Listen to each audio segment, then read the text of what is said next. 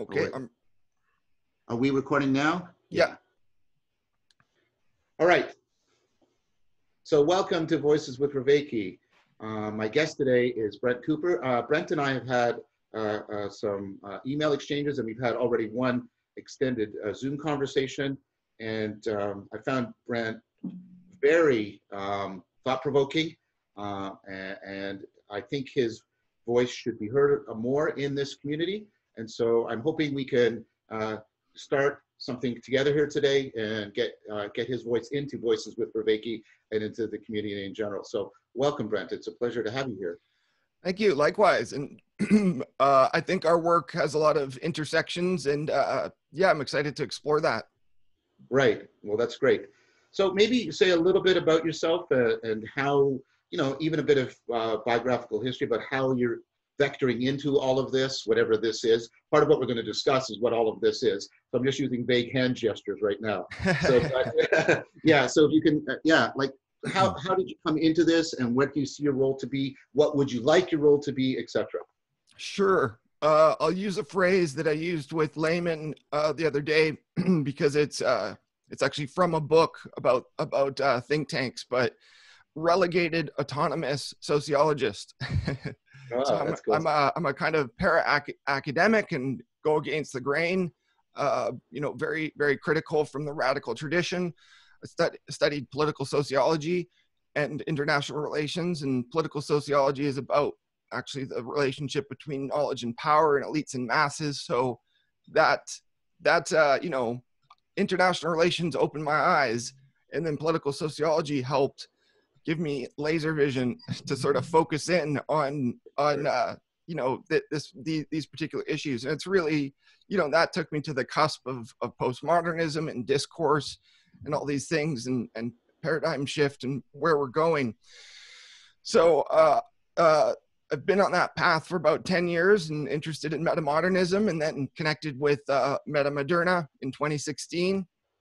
And it's been a real treat, but also a lot of frustration to have a community to be involved with, and to see what that's like and experience the different ideas and frictions and hierarchies and how we mitigate that. And so a lot of my critique has taken me in some ways back to postmodernism necessarily. And my side view article actually goes into that. Yep. But it's kind of kept me on the liminal edge, of critiquing those that I admire and care about, and including people I work with, and including the intellectual dark web, which we'll talk about. Yes. And back to metamodernism, what is this project and where are we going, and how can we, I mean, it's a process, so we're not going to get there, so to speak, but how can we recursively iterate the process? So maybe this is a good segue then. I mean, I have talked to Layman Pascal. That's the Layman he was referring to. And I've talked to him about this question, and Chris Mazzapietro and I are writing an article for anthology that Layman is helping to supervise, and I believe Brent is also contributing to that as well. And we've also done some things, as Brent mentioned, on the online journal, The Side View. But what this long preamble is to say, I have some sense, and I have a book that Brent recommended. It's arrived. I haven't started reading it. But since we have Brent here, what's your take on this notion of metamodernism? What do you hear when you hear that word? What does it mean to you, and what's happening in it right now? When I first came across it, it was roughly the time I was at grad school in London 10 years ago, when Vermeulen and Van den Acker were doing their work, and I really had a sense of it myself, but I couldn't, I was so far from articulating it. It was just such a big idea. But I was going around the sociology department saying we need a meta turn, and nobody knew what I was talking about. And there was also like a complexity kind of think tank at at the London School of Economics, and I think it had been like shut down or defunded or something. And at the same time, the Arab Spring was happening, and Occupy, and at the same time, also within this year, the director of LSE kind of resigned in shame because he had taken money from Gaddafi to let his son study there. Oh. And so just where I was at, politically and intellectually, all these things intersected. And I did my dissertation on the Zeitgeist movement. And so that, that brought up this concept of conspirituality, which was also of the time, and kind of the merging of New Age and conspiracy. And so, I saw this convergence, and I was on the edge of, things like Zizek and Foucault and discourse, and, just again, wondering where it was all going to go, and how we could, translate it, because a lot of the language, postmodern gibberish is the kind of expression, right? So academic language can be very alienating. So you want to, you ask the question like, okay, what is this really about? How can we get to the point? Yeah. And so, more and more language was just nested within academic subfields, and it didn't really do anything, right? It was impotent. Mm-hmm. And so in some ways, a lot of this anticipates what happened, with the intellectual dark web and anti-postmodernism. Where was I going with all this? What was your question again? My question was, what does metamodern mean? Oh, yeah, right, yeah. So just to kind of fast forward, I kept developing my own ideas, and from 2010 to 2015, you could Google search and you would not find a lot about this term, right? Really very little. And so there was no discourse to sink your teeth into. And then I discovered Metamoderna, right? This kind of think tank, and they hadn't yet published their book, but they were publishing articles. And so I thought that was fantastic. I think Hansi does a great job of abstracting what this paradigm is. And there's some heuristic shortcuts taken, but I was okay with all of it. I'm on board. The whole modern, postmodern, metamodern thing. It's not entirely arbitrary, but it's a little bit slippery, right? There's other ways to frame this, because there's other terms. These concepts are nested. They're fractal. I think Hansi gets all this, but he simplifies it for the sake of this system building, right? So I got involved with them. Just so you know, Brent is referring to a book called The Listening Society. Right, by Hansi Freinacht. And he's got 2 books out now, and it's, part of a long-term vision and series. And I think it's going well. And so, they took inspiration from what Vermeulen and Vandenacker were writing about culture. And so did I with my film, The Abstract, in terms of, metafiction and sincere irony and all these things. So the discourse was working, but it was still very nascent, right? Very, very young.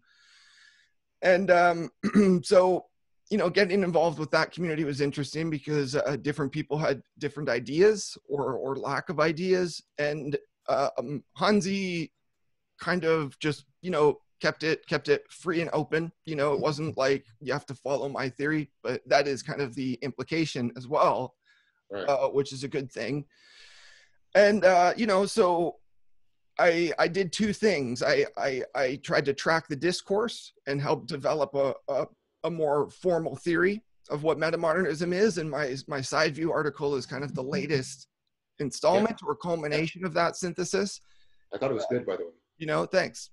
Because I have a spreadsheet of like 270 sources now, and there's more sources coming out, of course, but it's hard to keep track of. But that was aggregate the discourse so everyone can see what's being said everywhere. I think that's just an important research function that no other think tanks or scholars were doing.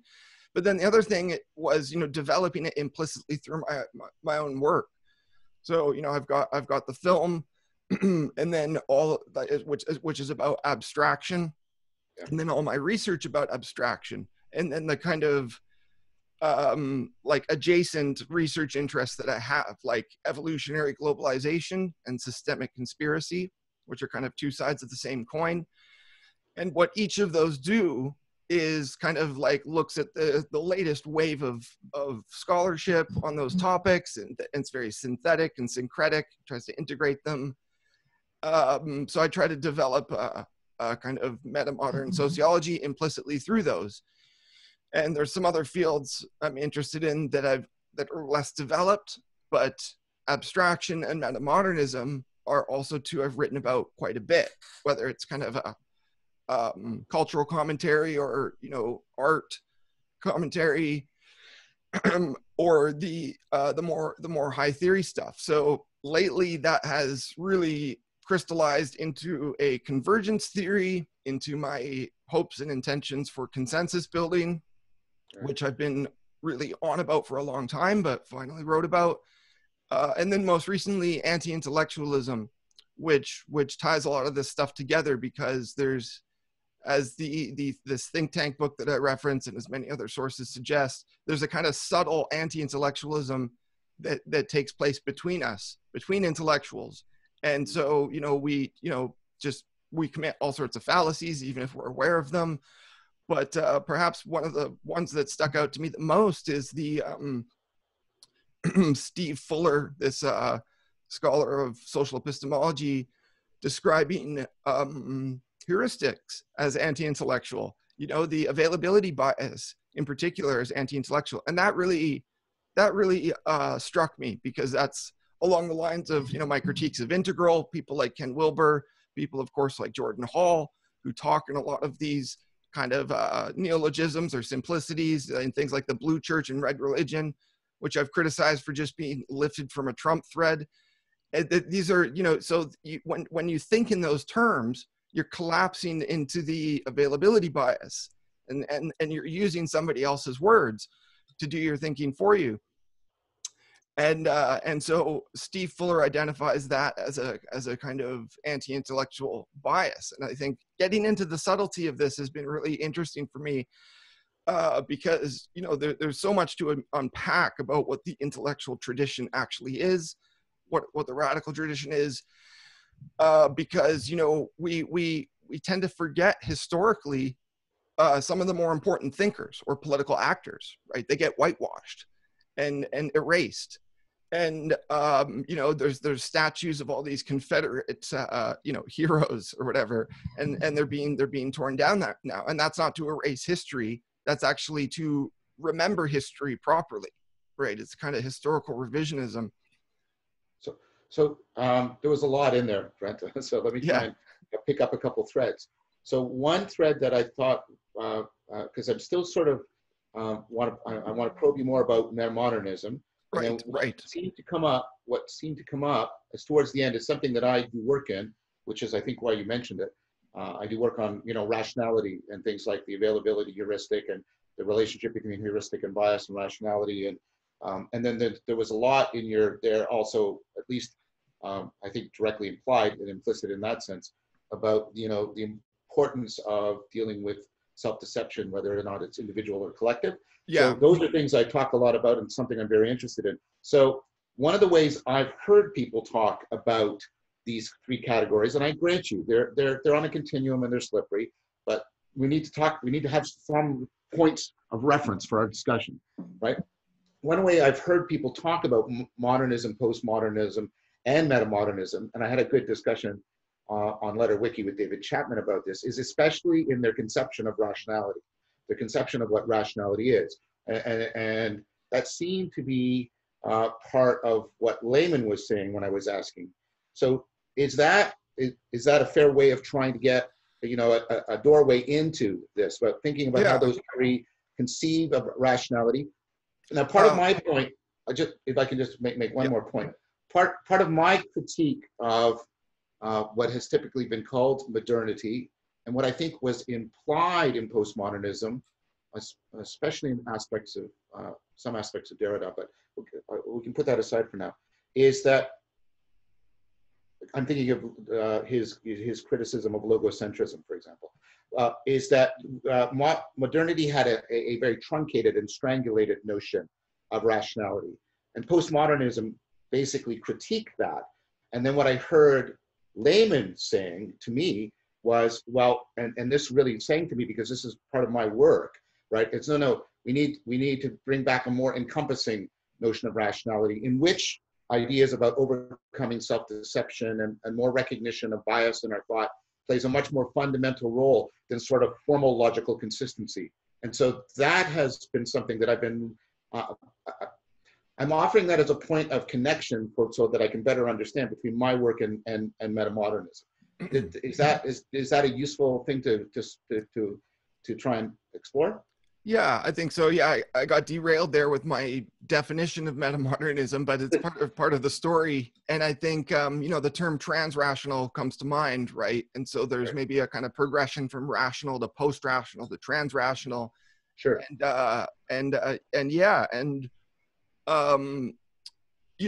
never want to be reductionist, right? That's the tendency with thinking about these things. And so that's what I saw in people in the integral community when they would try to, download metamodernism or even integral, and again, with the heuristics to rely on the kind of integral heuristics and the stage theories. So can we slow down here? Yeah. I'm interested in that too, because again, this is something that I've only had passing connection with. I've never spoken with Wilber. Okay. I have yet to read any of his work in depth. I bought his book on the recommendation of Doshin called The Religion of Tomorrow, because I'm trying to read books that are trying to talk about the future of religion. So what can you slow that down and unpack it a little bit? Because maybe that will also help me understand better, what you mean by transrational, your criticism of integral. Like what's your, is it a kind of oversimplification that you're putting your finger on, or what is it you want to expand on there? Yeah, I just wanted to mention the term. I don't know how deep I can go into it just off the top of my head, because I wanted to try to. I'm not trying to box you in. If you don't want to, that's fine. I just want to find a place where I want to get an example where I can see your thinking, like doing its critical work. And that was something that I had rationality, and then I have like I said, I'm not invested in integral. I'm trying to understand it. I know Layman has had a history with it, and he's had, and I'm trying to get a sense there. So I'm trying to find a point of contact for us. Yeah, and I don't want to be too reductionist too with integral, because there's sort of non-Wilber forms. Right. There's people have criticized Wilber, so a lot of this has taken place within that community before, and that's part of, for me, the ironic frustration of seeing it reemerge in its kind of crude forms, because so I wrote about a two-part article about the relationship between integral metamodernism and the intellectual dark web. Oh, well, that sounds great.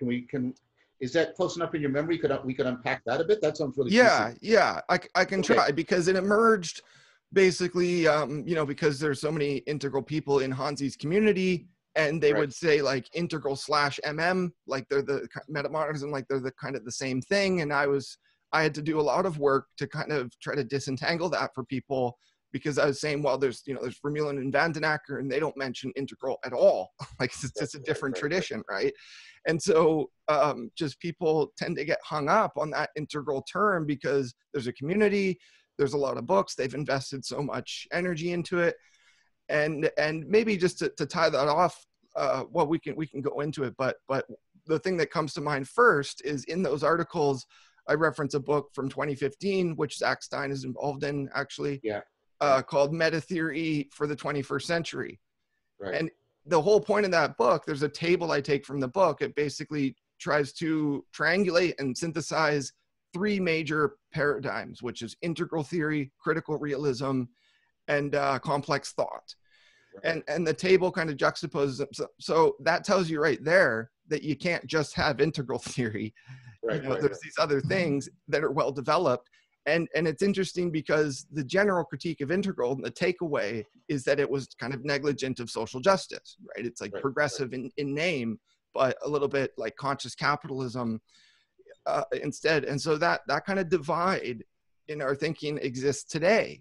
People lack the language to decomplexify capitalism and socialism, actually make these things operational.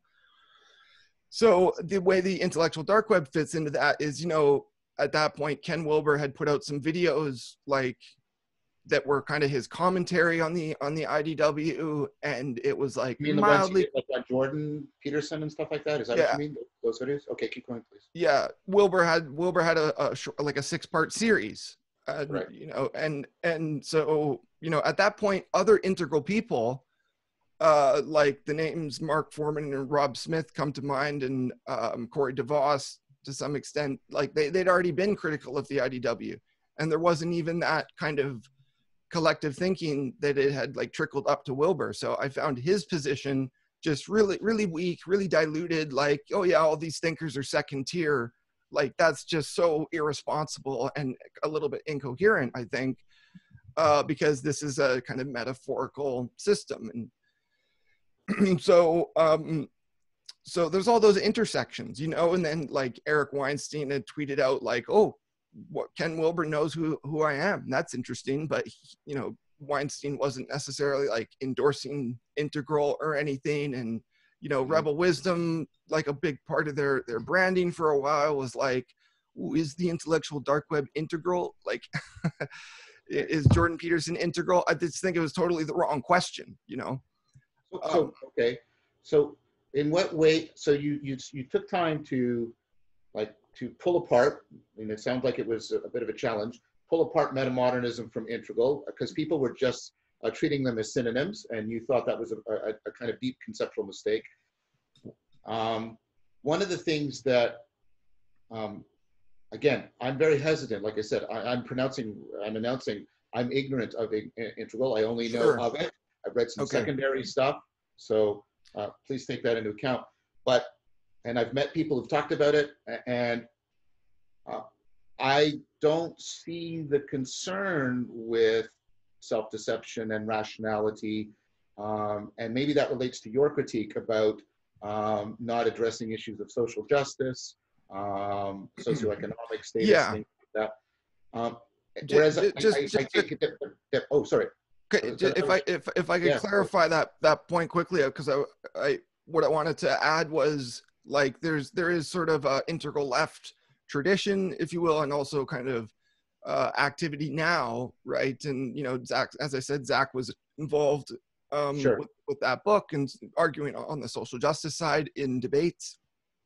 And so, you know, I sort of work with Jeremy Johnson a little bit, and he's like a left activist and integral thinker, and he draws from different sources. But I think there is some compatibility. Just to brief overview of integral, I guess it's like a long-term kind of, you know, synthetic thinking, right? So you have like mystics involved, right? And then you know, like someone I promote a lot is Michael Brooks, who also has an integral background, right? But he shares my critiques, and that he kind of grew out of the Ken Wilber version of integral. And so all of us now, we try to bring it back to politics and make it grounded. So I just wanted to add that qualifier. Well, no, fair enough. And I do want to be fair. I mean, you probably know from my work that I try to give as much credit and recognition as possible to people's work. And I know Zach, and I really appreciate his work. I just got his book today, by the way, on Education Between Two Worlds. But there was something that came up. So see, my connection to integral is I know it through transpersonal psychology. And I know Jorge Ferrer's critique of standard transpersonal psychology as being tied to a perennialist kind of epistemology, and therefore not really philosophically or cognitive scientifically up to date in terms of its epistemology and its thoughts about cognition and meaning making. And I want to meet Ferrer. I never have. But he was one of the influences on my idea, participatory knowing, because he argues that a much more participatory epistemology is needed than the one that's presupposed by standard, especially Wilber's form, purely structural kind of, well, it seems purely structural kind of transpersonal psychology. So I get that, and that's how the mystic is supposed to be taken in. But it seems to me that one of the things that postmodernism does is wake people up to implicit epistemologies and get them to stand back and take a more critical eye on them. And this is a kind of the deep addressing of self-deception that you and I think both share. And so it seems to me, therefore, that because, is it fair to say that one of the distinctions between, so it's a question, not a statement, is it one of the distinctions between metamodernism and integral and the IDW is that metamodernism takes postmodernism very seriously and says that there's lots of good work and good argumentation there. The IDW, one of my critiques of it, and I have made this explicit, is that I don't think it has, the reliance, for example, on Hicks's presentation of postmodernism, is, I think, is just bad. It's just bad philosophy, bad work, right? And so I think the IDW did not take postmodernism seriously intellectually. It took it seriously in terms of an emotional reaction to it, but not intellectually. Now it sounds to me, so this is more, again, very much more hesitant, but it sounds to me like integral also isn't properly reading or understanding. If Ferrer's critique is good, and it seems to be good, that suggests to me, it implies to me that integral did not take the postmodern revelation of implicit epistemologies and the critique of it, that integral has not taken that seriously enough in general, at least the Wilbur version. What do you think of that? I'm making an argument. Yeah. That's absolutely on point. That's sort of a point I make in my IDW critiques, and it's especially if you're drawn to metamodernism, it seems very obvious. Like, how do people not realize this? But for 30 years, there's been a kind of culture war over postmodernism, right? Like, a lot of this is rehashed stuff from the 90s because we don't, it's a kind of systemic thing. We don't need to point fingers too much, but it's like postmodernism in the 90s was waning and declining, and there was critiques, and like, first of all, it's irreducible, right? That's the point I make in my side view. So a side view article. So there's more than just strengths there. Like, it's a whole era, it's a whole, Sure. multiple discourses. But that fractionation and fragmenting, is part of the problem with our ever expanding culture, right? It's just and increasingly relativist, right? So I think people noticed, and in the 2000s, you have these other discourses like postmodernism, right? That's actually a term, which is funny. It's like, well, is that the best you could come up with? Why didn't we just jump to metamodernism, right? Yeah. But and this is another thing with my research, is I'd actually found sources on metamodernism from the 90s that, they're very good sources. But they're not huge. They're not like, they're very strong arguments, but they're not well developed beyond that. And so it's sort of a missed opportunity. And then there's all these other discourses, hypermodernism, transmodernism. So I'm interested in all these things, but metamodernism has the most generative potential, and the communities around them, right? So that is really the main attractor. And so I tried to map out as much of that as I could in my side view article, but just to bring it home, like your point is absolutely correct. The IDW dismisses and rejects postmodernism wholesale, and integral did go through a phase where they were critical of it, and Wilbur calls it the mean green meme.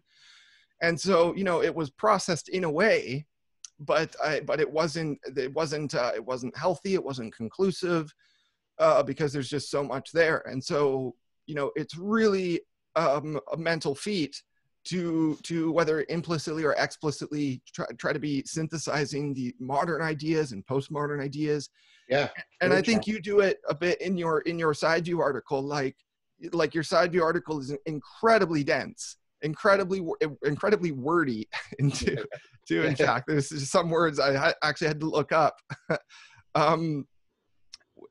which I have no problem admitting, but it's also not that common. I like to know my words, but but it's incredibly dense in that capacity, which is great, because you're there's just a compression of the argument that you're making, right? Yeah. And there's definitely some meta-modern qualities, like you're doing a very syncretic things, right? Yeah. And consolidating a lot of ideas into these concepts, like, and then you list them out, like neo-Gnosticism, pseudo-religious ideologies, ersatz mythologies. Well, thank you for saying that, Brent. That means a lot to me. I want to pick up on this then, because I think this feels like it's really getting legs. That's what we're doing here. First of all, I mean, I agree with you, and you've mentioned it a couple of times, and I just want to pause and expand it for people. It's actually, I mean, conversation has to take place at different levels, and that's fine, and that's fair, and that's part of how it functions.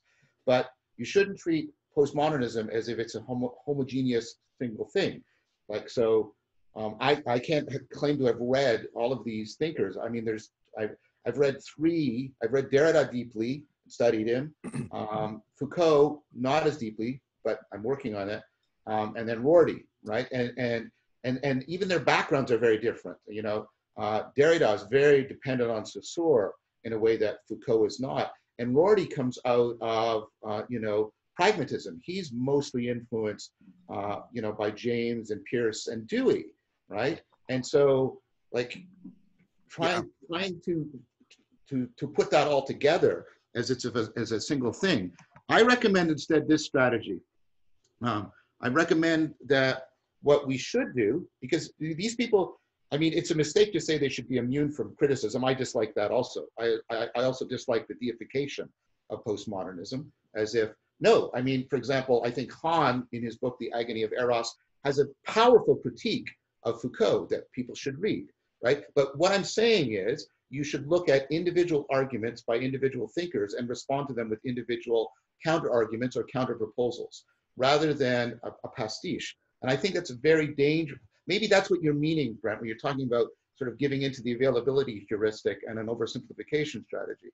So for example, I think Derrida's, like, I can make this argument extensively, and I have made it elsewhere. So I'm just gesturing here. And so I'm not asking for your agreement, I'm just giving an example, right? But I think Derrida's notion of difference can be compared very insightfully to this notion I've been working at from cognitive science of relevance realization. And I think there's a lot of deep similarities there, and even his take on it having kind of Neoplatonic religious significance, his connections with negative theology are there to read, right? And so, but that also gives me a way of saying, but because I can connect it to cog sci, I can bring aspects into difference that perhaps Derrida is overlooking. The whole stuff about embodied, extended, embedded cognition isn't well developed in Derrida. And so I think, and this is something I've been trying to promote in general, if you take a specific argument and then have a specific bridging, counter proposal to it, then you can actually enter into useful dialogue with the postmodernists. And so now, sorry, this is a long preamble, but I take that, and feel free to correct me, but I take that as an example of what I see the metamodernists trying to do. Like, I see them entering, okay, here's a postmodern thing, here's something I can link it to, and then put them into dialogue and see if I can move beyond it, but not in a dismissive fashion, but in a dialogical fashion. So you're nodding, so maybe I am saying something that resonates with you. Yeah, everything you said there makes sense. And there's a couple things I wanted to anchor into. What should I go first with? I mean, as you said, postmodernism is not homogenous. And when you engage the texts of all these thinkers or debates, it becomes less clear who's a postmodernist and who's not. This idea of a label of a postmodernist is kind of counterproductive to some extent. However, you'll always come back into these kinds of expressions because within different subfields there are kind of trends, like in English literature or whatever, right? It's like they're well defined, and so you don't know until you actually dive into the literature. And that speaks to something you mentioned, that some authors you haven't read. right? Like this is true for all of us. And it made me think of a kind of generational gap too, because I think older scholars like have read more, right, than people like me.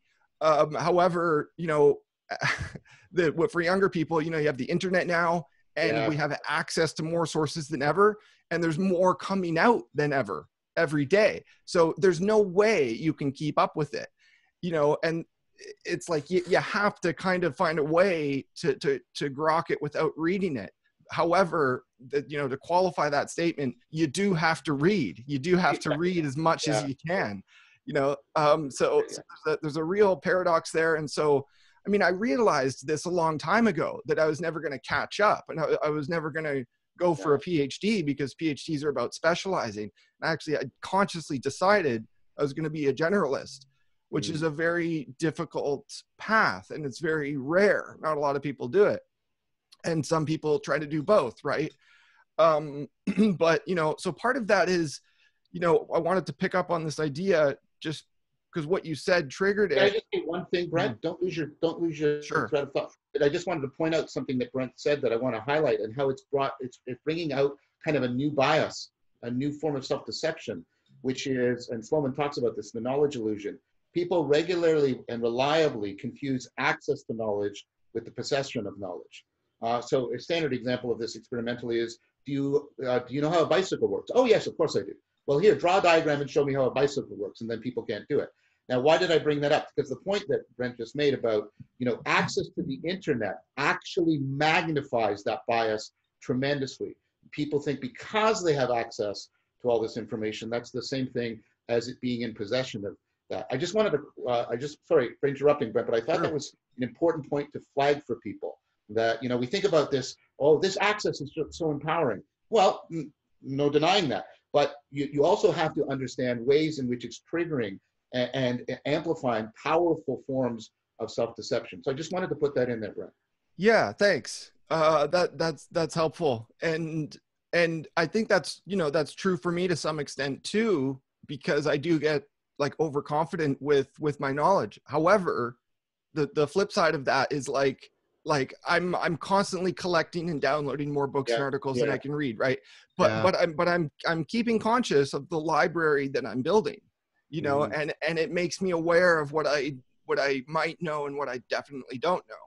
So it keeps me humble at the same time, right? Good. And good.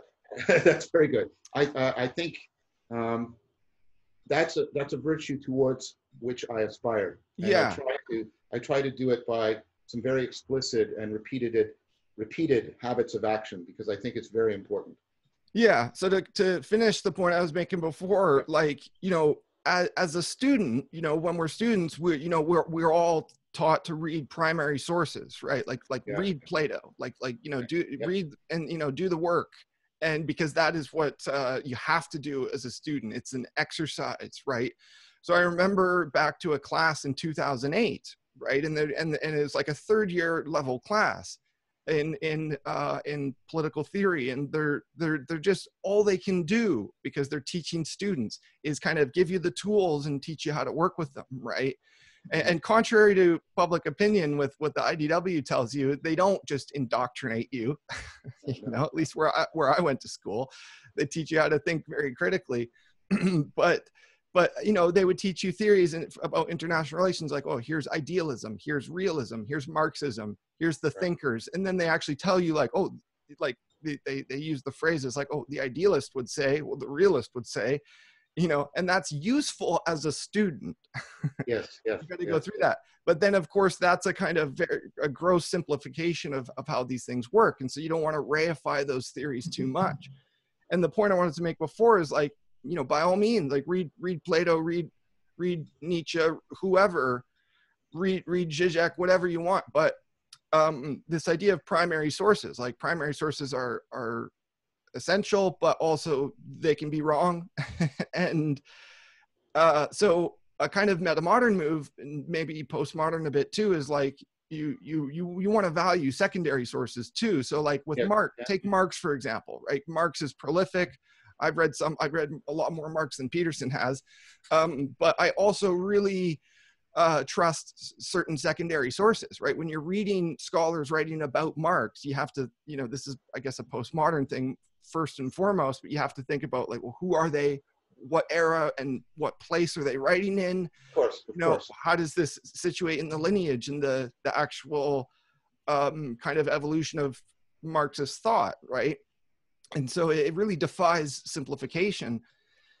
And so, so going back to that point about, not being able to read everything and keep up with it all, this is where it gets metamodern, right? And I talk about this idea of auto-critique in my anti-intellectualism article, which is like a self-critique and like a hyper-critique of society, the society that you're in. What are we doing with war and imperialism? Very meta questions.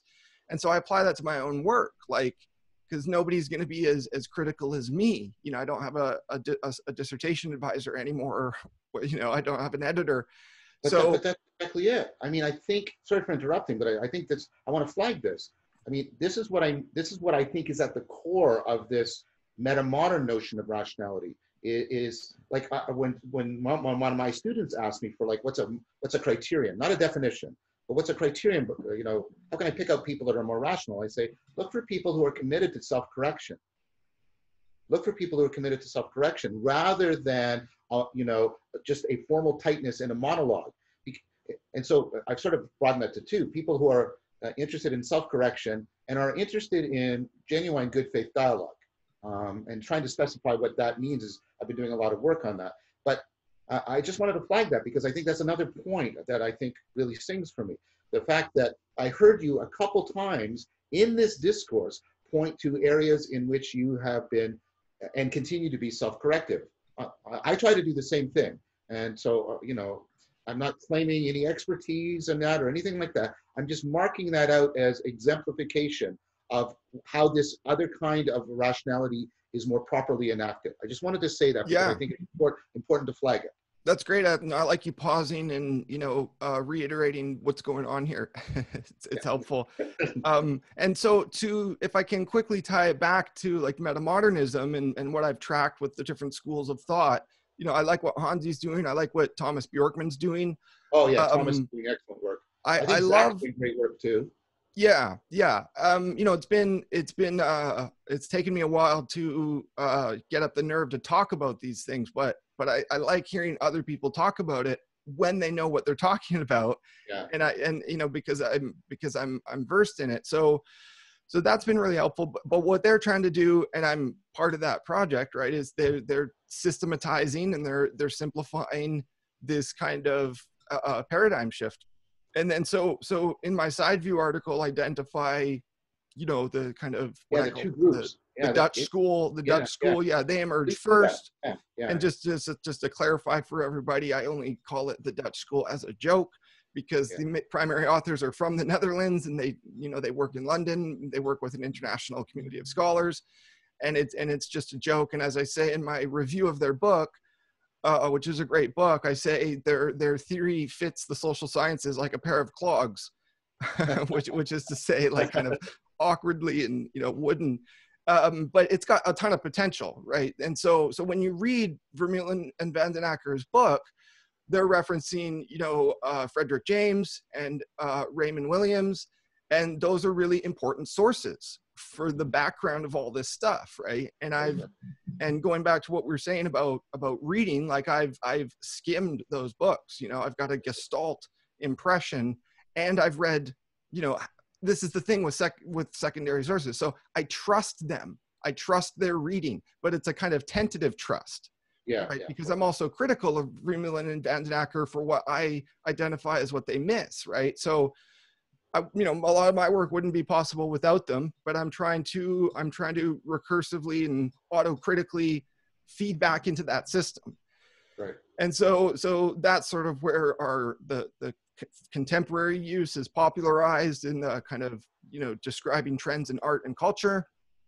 And then Hansi makes a formal move and does exactly the same thing I'm advocating, is saying, well, we need a meta turn in sociology and politics, and they do that. The second group, is he part of the second? Because you said there's two groups for metamodernism, or is he still? I'm just trying to keep the taxonomy clear. Yeah. is he part of the Dutch group or is he part of the other group of metamodernism? The other. So I'm saying Okay. Hansi, and Hansi is what I call the Nordic school. Ah, right, right. Right, because they're based in Scandinavia, but the fictional author Hansi is actually based in Switzerland. But the Swiss school just didn't sound right, because Yeah. I'm trying to talk about reality here too. So Thomas Bjorkman wants to kind of separate himself from that, but they're kind of in the same sphere. But I'm in my article, I make a distinction. I say the Nordic school is just Hansi because they're actually formalizing it and trying to build a community, and it's just a very, I think, cogent and powerful system. And so that doing that allows me to distance myself from it and have a meta perspective of the two schools and the interplay. And as I said to you at the beginning, like, I've been developing my alternative view the whole time, but it comes into clearer focus as time goes on. So let's just say that's the abstract school, because I point to thinkers like Benjamin Bratton, who invoke a ton of abstraction in their work explicitly. And I track abstraction everywhere it goes, right? So Daniel Schmachtenberger uses it a lot. Jordan Peterson uses it a lot. And there's some real value there. You know, my first article about Peterson was sort of positive in this regard. But that, of course, I have way more criticism for him than compliments. But so, this alternative is like, I'm actually trying to highlight some of the things the other schools put in the background, right? So I have a Missing Metamodernism series, which highlights a novel philosophy of technology, liberation theology, and black metamodernism, right? So that's the actual focus on the subaltern, the global south, alter globalization, black studies. And of course, I think that's all very relevant more than ever with all that's happening in the world. So I just, two questions came to mind while you were saying that. So one is just because I'm ignorant, so it's a factual question. In your opinion, like your studied opinion, like because I didn't get a clear sense in the article. What's the relationship between them? Is it friendly? Is it dialogical? Or are they sort of isolated from each other? Do they talk a lot? And then secondly, so if you could answer that question first, like this notion of abstraction, I mean, it's in the name of your think tank, and that wonderful, that video you've done, that wonderful video on it, that sort of, playful irony, really abstraction is at the key. Yeah.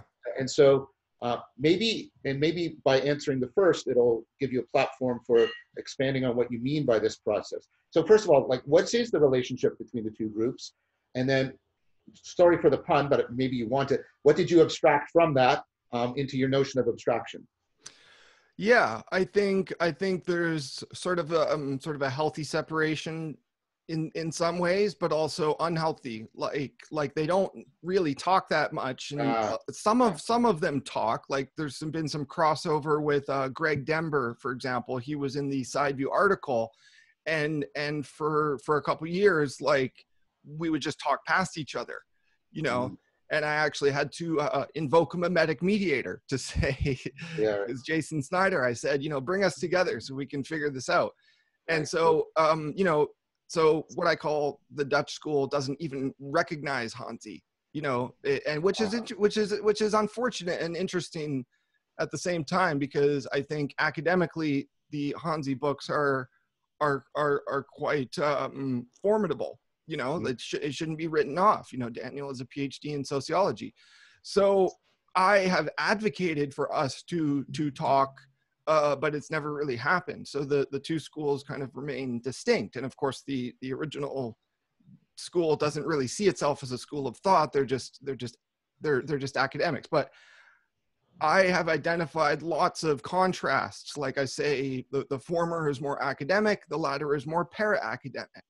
And there's a reason for that. There's and it's interesting. So it gives metamodernism this aliveness, this tension, right? And and so in lieu of talking, Hansi just makes a move. I think he says in the book they kind of pirate the term from Vermeulen and Van den Akker. It's in a footnote. It's almost just in passing. And so there's that. And then also, I'm trying to do something different if I can by, trying to have a syncretic approach and look at them all and, and particularly, converge, because I think there should be a kind of unified body of work, not to say it's homogenous, it never will be, but so one of the things I lament in my side view article too is like year after year, more articles will come out on postmodernism, and it'll just be some hot take or new insight or whatever. But it's like, I'm bewildered how people can write about this and just completely ignore other things going on, So like the book I recommend to people for postmodernism is The Postmodern Turn in the Social Sciences, and that came out in 2015. And in 2015, like you have, years of kind of production of all these alternatives like metamodernism, digimodernism, transmodernism, hypermodernism, but there's no mention of any of those in the book. And the book is very, encyclopedic, and yet it still misses these things. And then those, it's myopic in a sense then. In a sense, it's also fractal. I mean, it's incredible. I make a note in my article, like there's 1,600 footnotes in the book. Like no books do that. Like it's got all these endorsements from big sociologists. So, it's very intimidating, right? In that sense. But it gives you, there's a lot of simplifications. Like, well, here's the 5 major turns in different fields that this is what postmodernism is. So, I mean, right there, just to highlight that point, postmodernism is at least 5 things, right? And of course, it's much more than that. But this is the mistake the IDW makes, is just collapsing it into one thing, like, oh, it's relativism. Well, relativism predates postmodernism. Right. It's all kinds of independent thing. Or even if you read Foucault, I'll talk to people, but it's funny to broaden the critique. This will happen with people who sort of speak Foucault's words, and I'll say, but have you read the later Foucault? Where the care of the self, and he starts reading Pierre Hadot, and he gets deeply interested in ancient philosophy and the wisdom tradition, and he saw that as, and I think rightly, by the way, he saw that as the culmination of what he'd been working on. And I said, there you go. Yeah. Yeah. And Foucault,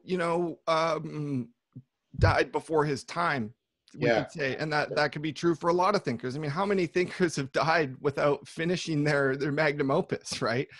They all have unfinished manuscripts, and it's so tragic. And so that is a big part of what metamodernism is for me. Is really trying to pick up their threads and finish their project, because I remember in grad school 10 years ago, it was a kind of running joke that everybody was trying to publish their manifesto. And actually, in 2011, Luke Turner published his Metamodern Manifesto, which was just 8 points, right? It was really short. And that was a kind of tongue-in-cheek joke that on a number of levels, but in lieu of writing a big book, it's like, this is it, just 8 points about oscillation and irony and whatnot.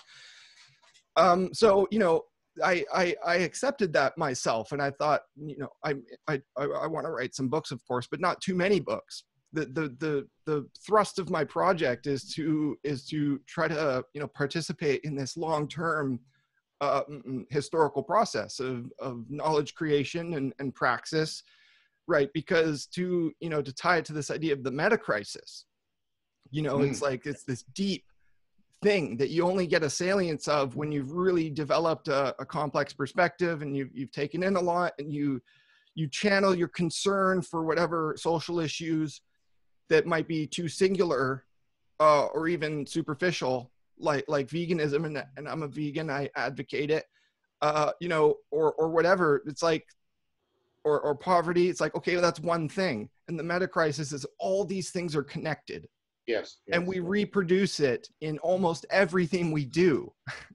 Right. And that's the tragic irony of humanity, is just how how smart we can be and how like transcendently stupid we can be, and just disconnected from each other's worlds and projects. And the internet brings all that back together, right? This globalization process, which has been happening for millennia, is actually converging into a climax. And so it's what we're trying to figure out.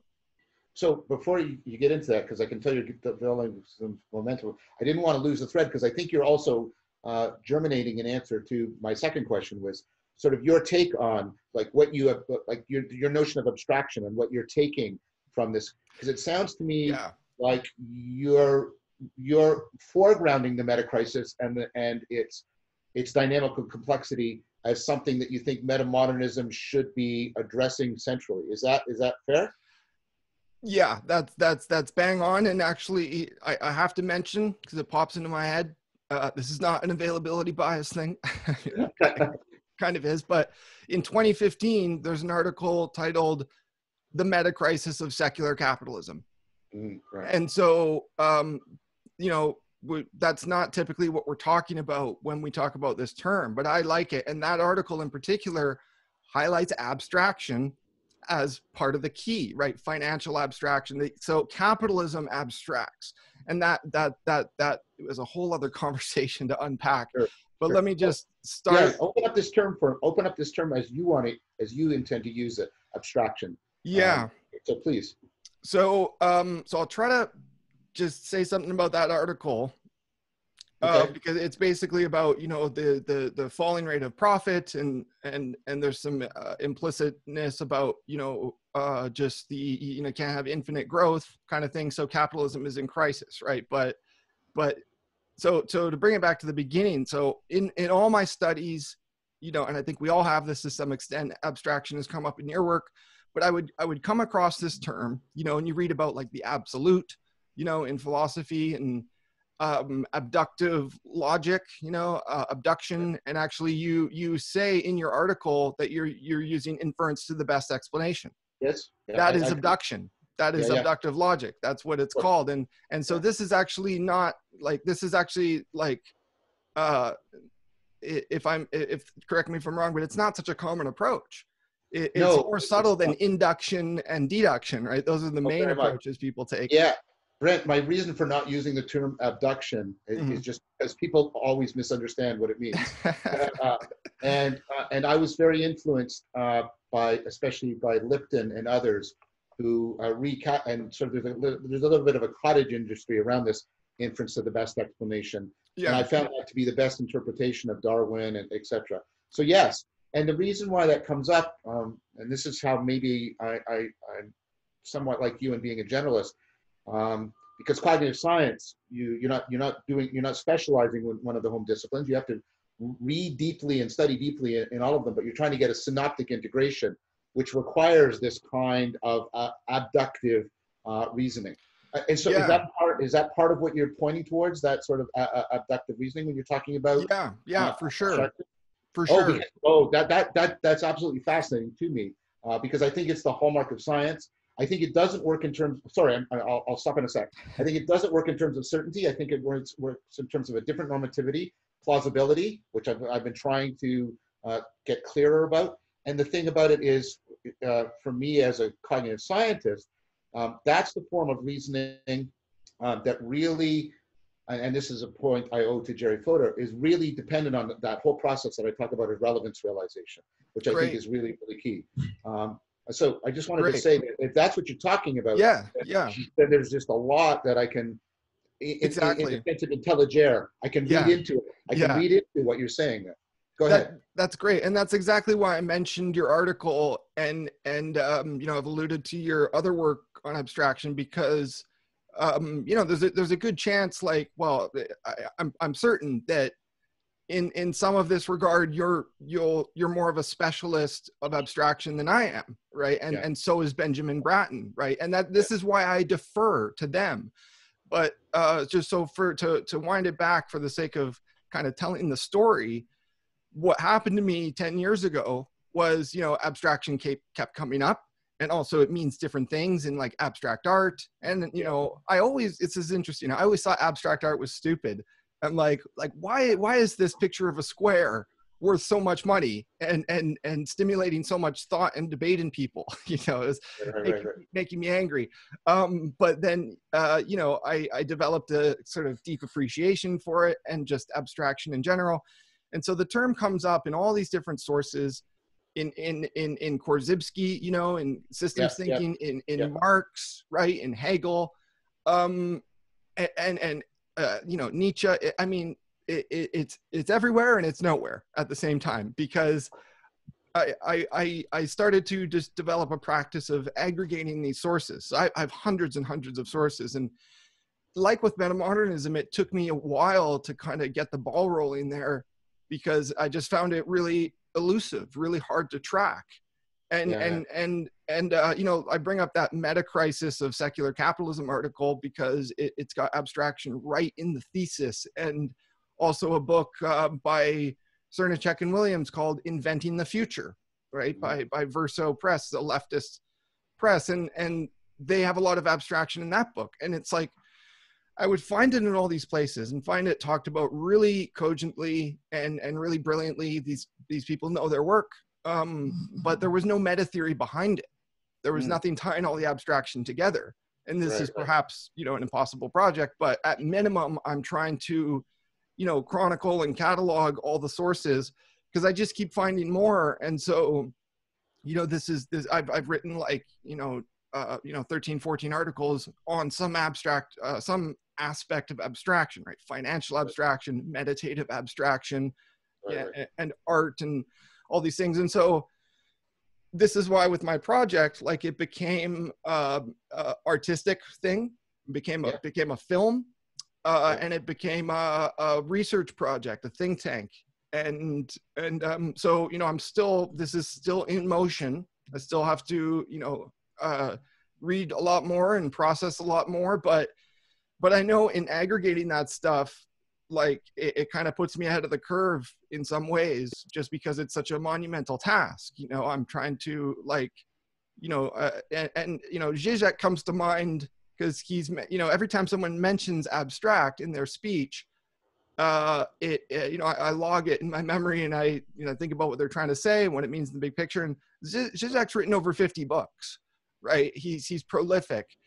And so, of course, you know, Peterson didn't even bother cracking one to prepare for the debate. It's just too much. And, you know, I've read a bit of Zizek and seen him talk a bunch of times, but, you know, it also just goes on and on.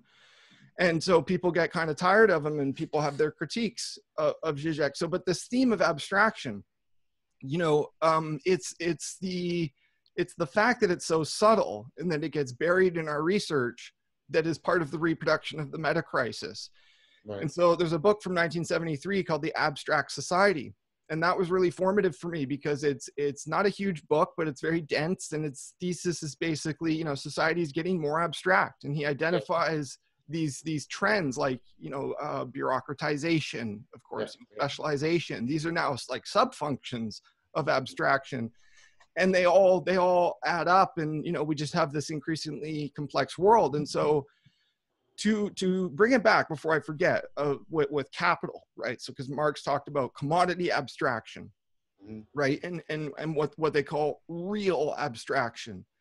And there's a bunch of the kind of speculative realists that write about this too, like Ray Brassier, and like, this is like, it's the super dense writing, very hard to penetrate. Yeah, the only one of those guys that I've read in depth is Harman. So that's the only connection I have with it. Yeah, I've got a sense of it, but I've read a little bit of Morton around objects.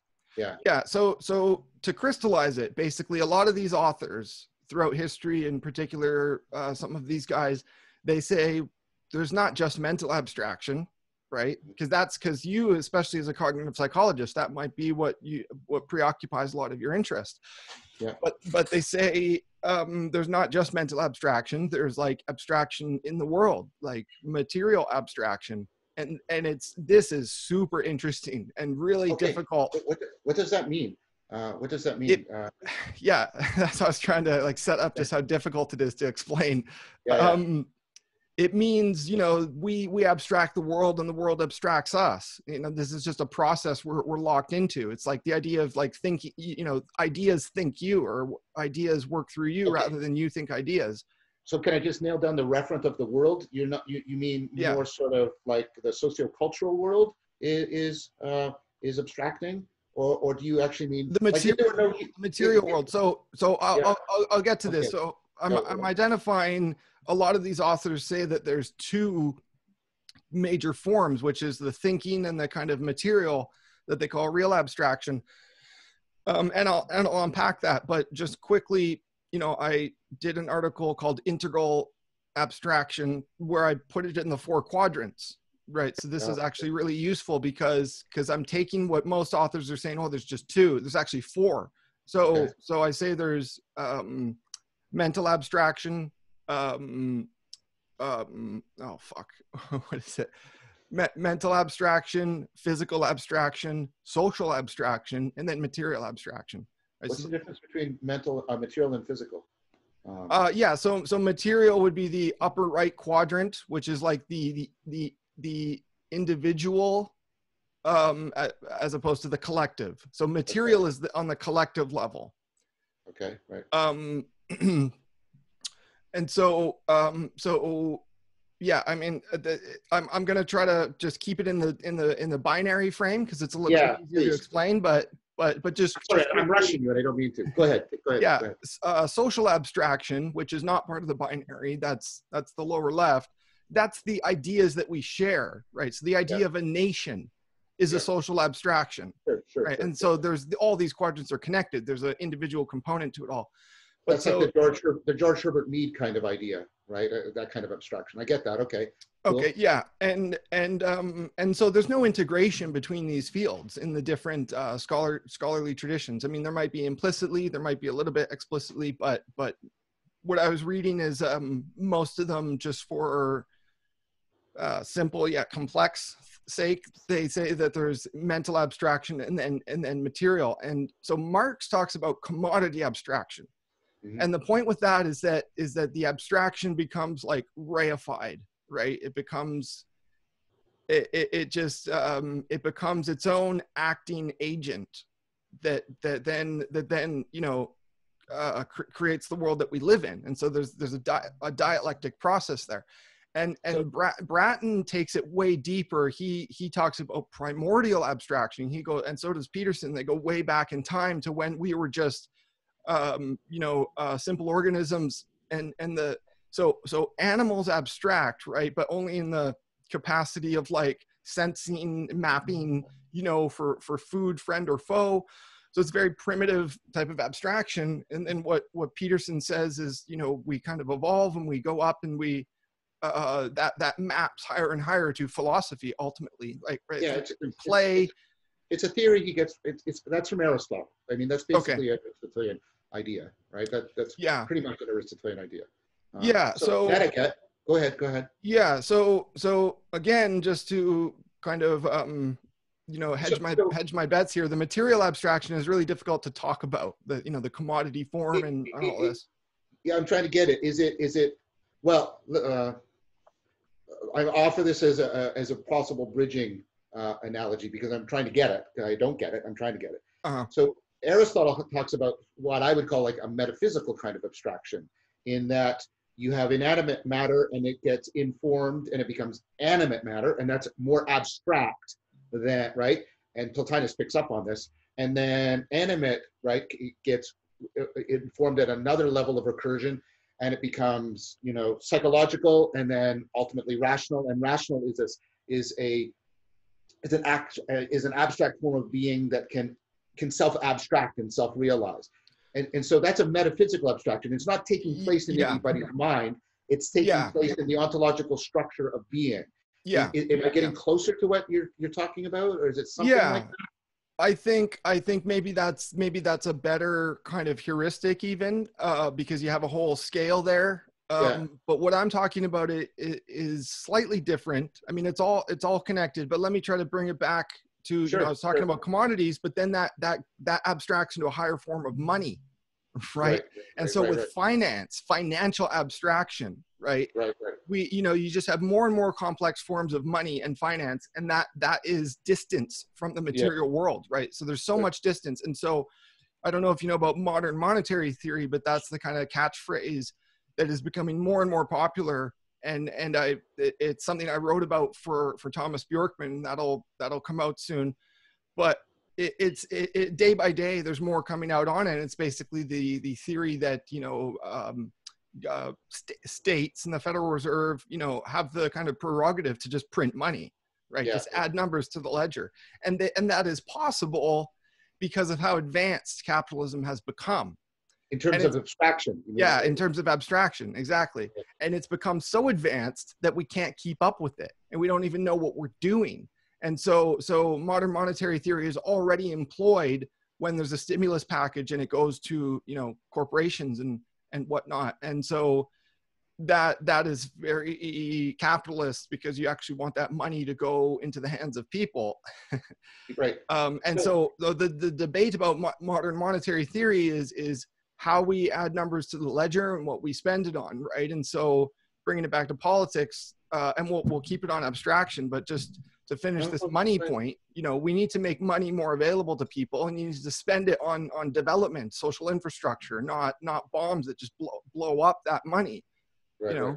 And so this is what capitalism does, though, through its functions of abstraction and particularly the advanced forms of finance and now cryptocurrencies. And so we need to reverse that trend in some ways, and we also, but get out in front of it. And it's like stopping a train. I'm not meaning this question facetiously. I mean it seriously. Given what you just said a moment ago about the fact that the complexification is dynamical, right? The complexification is complexifying, right? It's going up in a nonlinear fashion. I mean, and I mean this question seriously, how do we get out in front of that? It sounds like it's got a runaway, life of its own, right? I've got the answer. That's good. That's good. It's not easy, but it's the way you phrase the question sets me up, because that's great to take it back to, what do we do about it in the mental abstraction? So part of my work is trying to unpack the mistakes and the fallacies we're making in our own mental abstraction. Yeah. And so, we need mass education, universal education, so that the average person has better mental abstraction faculties to engage with the world. And this is where your work sort of intersects with Zach's work, I would imagine. Yeah, and yours, right? Because you want people to have better relevance realization and all these things. But I'm always bringing it back to the system, because it's not enough to build out these capacities in small groups, right? You need to actually advocate for universal education, right? Yeah. This is why I was so passionate about Bernie Sanders, is because he had a pretty broad platform that included, Green New Deal, jobs guarantee, and debt forgiveness and free college. This stuff is really, really important. It has consequences. And so to frame it in terms of how we ideologically abstract and how we debated, not even debated, we just argued over the past 4 years about who wore it well or whatever. We have the dumbest conversations about politics, and it's a function of bad abstraction, actually what's called vicious abstraction. So William James talked about vicious abstraction. Yes, I was going to say, I was going to ask you if James was an influence on you, because I hear him in what you're saying a lot. Mm-hmm. Yeah, and so that particular concept has a kind of twofold implications here. One is just the general bad abstraction out there. Like I can use Jordan Peterson as an example, because look at how he abstracts the concepts of things like Marxism or feminism, right? He literally viciously, aggressively, and kind of violently collapses it into singular meaning. Like, oh, Marxism equals communism. Actually, you can't get more anti-intellectual than that on that topic, because that's like McCarthyism, and it's foreclosing thought and discussion, right? And so that's a vicious abstraction. But the context in which I use this concept is actually in an article about systemic racism, right? Okay. Because it's interesting. There's a Republican strategist named Lee Atwater active in the 60s and 70s, and he uses the words abstract. he's like, you know, we used to use these slurs, but you can't do that anymore. So what we've done is we abstracted the, you know, the politics. And so, you know, this is part of this dumbing down of culture and anti-intellectualism. And, you know, now, you know, the education secretary is Betsy DeVos, and she's extremely anti-intellectual, like extremely just anti-education too. Anti-education. Right? Yeah. She's a billionaire. She's for these things called, what is it? The vouchers, you know, charter schools. Charter schools. Yeah. Right. And it's like there's so much going on there. And what we need is more universal access to quality education. Right. And, you know, a big lamentation for a lot of us is like, they don't even teach critical thinking in high school, you know, like this is basic, but part of the critique of education is, you know, just making people informed enough to work and to be a compliant kind of populace. And we're seeing that all break down, right? The meaning crisis, the actual functional meta crisis, it's all breaking down because we can't afford such poor, weak, bad, vicious abstraction in our thinking. Sure. And isn't there also, I mean, I talked to Thomas about this based on his work, The World We Create, because I thought part of his argument was there's also been, it's both an abstraction and a reduction, and those don't have to be contradictions to each other, of our normativity. Because he and I got into a discussion about how we used to have multiple sources of normativity. This is kind of a Habermas point too, but you know, his point is they've all been defeated, and we now have the de facto, you know, one normativity of the market. And this strikes me as convergent with Zach. Zach and I have talked about this, about, you know, how the market normativity has become the sole basis by which we're evaluating educational success. I hope you're being charitable with me. I'm not saying that there shouldn't be economic criteria in education. Of course there should be, because that's a facet of human being. But we used to have, I mean, if you look, you know, classically, look in Plato's The Academy, right? The normativity there is not the market. The normativity there is virtue, or you know, of course, there's critiques of the Platonic vision. I'm just pointing out that there have been long-standing, you know, all through the Middle Ages, it's a religious normativity rather than a market normativity driving education. The university was originally to make a person universal, the liberal arts, to liberate them, right? High ideals there. Yes, very high ideals, and they weren't ivory tower ideals. They actually constituted and regulated the educational project, and then we have basically put that all aside for this other normativity, which seems to be, I take this to be Zach's critique, it seems to be, and maybe yours, it seems to be failing us in our ability to produce, well, if you'll allow me a really loaded term here, but I'm using it, you know, resonating with the classical traditions that I've invoked here, you know, making good persons. That used to be the project, right? And then we tried, I think already a diminished version, but we tried making good citizens, and then we've diminished that to making good consumers. Which I mean, and that has gotten us into a tremendous a lot of difficulties. Like, so when I see my kids and their cohorts, the lack of depth and resiliency in their cognition that their education has afforded them, which I think is part of what you're pointing to too. I think we have done them a great disservice. I think we have done them a great disservice, because like I see the way a lot of them are responding to the COVID crisis, and the way that's exacerbating the meaning crisis, just putting it on steroids and meth. Right? And they just don't have, you know, the you know, the self-complexifying resiliency and sophistication of cognition to deal with this. And that's not a criticism of them as people. That's I'm making a criticism of an educational system that has largely failed to prepare them for reality. Sorry, that was a bit of a rant, but no, that's great to say that.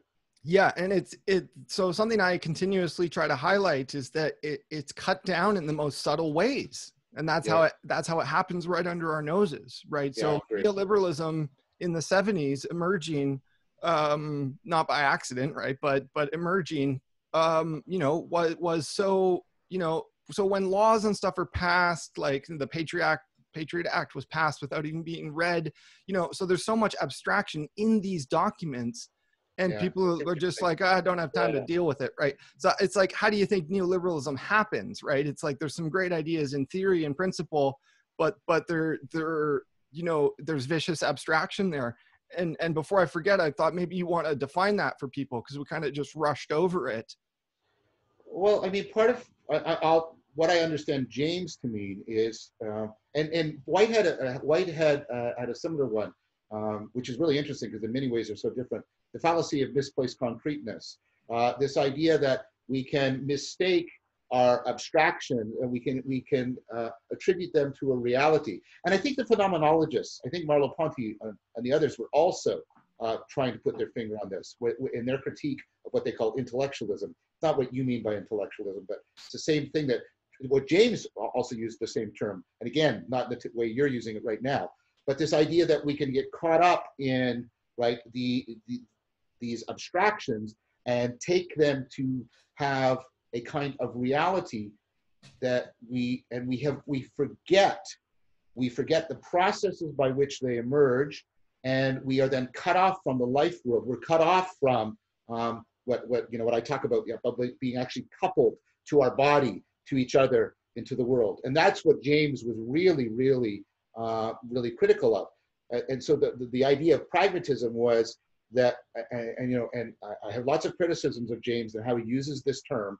I think he was ultimately trying to talk about relevance, but that's another thing, right? That we should be paying attention to the use that these concepts perform for us, and resituate them back within how they are conditioned by and conditioning of our inactive interaction with each other and the world. Sorry, you asked for a definition. I don't think a definition is quite what I gave you, but that's a good characterization, I think. Yeah, and that's a great complex definition. Let me try to give a simple one, okay, for myself and for listeners, because part of what I put in my the article on racism, and when you search the term, this comes up, is the idea of vicious abstraction as misquotation, and I really like that, because you're cutting off the context. Yeah. Right, and there's the last of contextualization is James's main point, and I think that's what you're saying there. So because when you misquote, you literally don't pay attention to the context. Right. The text around the quote. Right. And there's different types of misquotation. I go into the details a little bit, but just, you know, I think the idea of misquotation, it's so ubiquitous. You can, once you frame it in those terms, you can see it everywhere, right? In discourse and in the framing of concepts. And it's just that you're just cutting off part of the context that completely changes the meaning of the thing that you're trying to say or convey. And this is just, you know, I love the word vicious because it implies a lot of violence and kind of malice, even. But also vice. Vice. Yeah, exactly. So virtuous abstraction would be the opposite, and that is not a well-defined, developed term in what I've been trying to do that. If you'll allow me, if you'll allow me to, because you did make the connection between abstraction and abduction, and I've tried to go back to Plato's notion of anagoge and reciprocal opening as a way of trying to get what virtuous abstraction looks like. And that's where I get from Plotinus, because Plotinus took that Aristotelian framework and then said, yes, but what's my cognitive, existential, and ultimately spiritual relationship to that framework? And how can I use that, right, to abstract myself up, to realize myself more and more? And so that's part of what I'm trying to do with that notion, trying to bring that notion back, is try to get at, but what's the virtuous version of making use of this human capacity for self-transcendence? Because that's what the abstraction is actually rooted in. But it's, I mean, the vice, I would argue, comes from perverting that primary ability for a human self-transcendence. And that means there should be virtues of self-transcendence. And instead of maybe giving a definition, maybe trying to articulate the virtues of self-transcendence, would be the way of trying to articulate what virtuous abstraction is. And that's a proposal I give to you. Yeah, and I want to be careful here, you know, because what comes to mind is the you know, the schism or the contrast between psychology and sociology, and I've written about this a bit in different places. It's a constant theme. I'm a sociological guy in a world of mostly psychologists type people, and so with virtue and with the wisdom tradition, right, and Stoicism, it's often framed in terms of the individual. And how could it not be, right? So, but I mean, sorry, I want to interject there, because I mean, I have been developing, and I think this is, and I'm not a maverick in this sense. This is a key feature for cognitive science: the centrality of distributed cognition, the breaking out of the monolithic mind, breaking out of monological thought into dialogical. I mean, this has been something that I think is properly being emphasized now and developed by a lot of people. So I think if you, I would make an argument that there is a, I'm not trying to push, I'm not trying to dismiss you, but I think I would say that there is a community of people within the psychological camp, broadly construed, are engaging in a very powerful form of self-correction around exactly this issue. That's great. Yeah. Yeah, and not to single you out in any way, but I wish that was, you know, I still have higher hopes. I want to see more. And, you know, a psychologist that comes to mind, right, to defer it from us completely is Steven Pinker, right? I made this point to Daniel Gertz yesterday, is like, you know, the critique in Jacobin came out of Steven Pinker, and, you know, the headline is a bit rude. It's like, yeah, it's proven Steven Pinker's full of shit. But the article is great, right? And this is the point. Like, Steven Pinker can't take critique, right? He gets into feuds with people like what's his name, Phil Torres, and many other people, right? But so there's no auto critique, there's no reflexivity, and you know, Pinker really leans into the kind of brand of the optimist, right? It's like almost a joke, you know. And so criticisms of Pinker made explicitly. Yeah. I mean, So, you know, so to make the move to sociology, you know, there's much bigger implications for that, and this is why I titled my article, like, in the side view, mapping metamodernism for collective intelligence. Right, there wasn't a lot of space to unpack that, but it's kind of a jab at what's happening with this term collective intelligence, and intelligence is the operative word there, because it's a lot of people instrumentalizing this, you know, whether it's in like you know, Silicon Valley communities or whatever, that reinforces that distinction from like the masses of people, right? And what we want to foster is intellect, distributed intellect, and so you know, literacy. I mean, there's not even a basic literacy. Well, I mean, maybe I'm talking about something similar to this then, because I talk a lot about, because I'm, you know, I have an ambivalent attitude towards intelligence. I think that which makes us adaptive also makes us prone to self-deception. And so I think I say the project should be about trying to, maybe you won't like this, but I think about the way I see individual wisdom as using intelligence to acquire psychotechnology of self-correction that affords rationality, the way we've talked about it. I've talked about that we should be trying to cultivate collective rationality, not just collective intelligence. And that to me is a central project right now. Yeah, and I think with self-correction, like we could keep, you know, anything with the self, and self-deception is very subtle, like, because we all know geniuses that have some pathologies, and then it's kind of a paradox of how do you challenge that person, right? It's like they're threatened by your critique, and then there's implications for them and how much they've invested in that line of thought. So people underestimate the implications of self-critique and of metanoia, which is like a deeper spiritual and intellectual conversion. It is. And I think, I think there's a spiritual aspect to this. Brent, I'm sorry, but I'm not. A good place to wrap it up.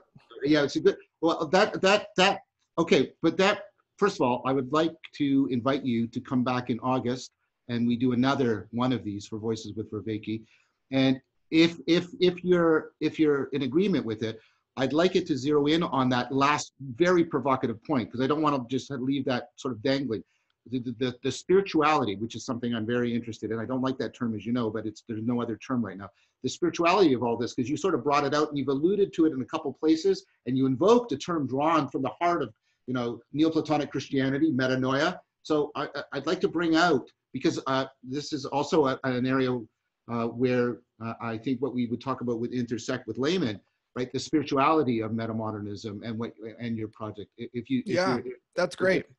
Okay. That's perfect. That's perfect, because other people have been asking me about this, and actually I'm going to talk to laymen about it soon. And just full disclosure, my contribution to Jonathan Rowson's metamodern book is about metanoia. But it's up in the air whether I'm going to still contribute that, because I'm actually going to try to publish on metanoia on my blog as soon as possible, because I just want to get this content out there, and then we can talk about it. So I'm really glad you picked up on that at the end, and I look forward to that discussion. Oh, well, great. So maybe what you could do, and I will respect your complete intellectual property over it, but maybe you can send me the most recent draft. Oh, sure, yeah. And then I could read it, and that would give me a little bit of background that we could go into it. Because, I mean, this is a concept that's very important to me, too. Sure, so, great. Brent, this has been really wonderful. I hope you feel that you were given like a welcoming space, because Absolutely. that was my genuine intent here. And I really enjoyed this. I mean, there's points of difference, but I thought there was a genuine good faith dialogue, which is, and I've said this before, and you've earned my trust, because trust should be earned. If I get a sense that people, even if they differ from me in certain ways, are willing to enter into good faith dialogue, then I want to talk to them, especially if they're bringing the kind of insight and the acumen that you are bringing to it. So thank you very much. Right on, yeah. Insight porn, as Peter Limburg would probably get really turned on about. So yeah, I really appreciate the welcoming context here, and it's enabled me to have a good dialogue with you. So thank you. Okay, well, thank you very much. And I guess I'll stop recording at my end here, and that should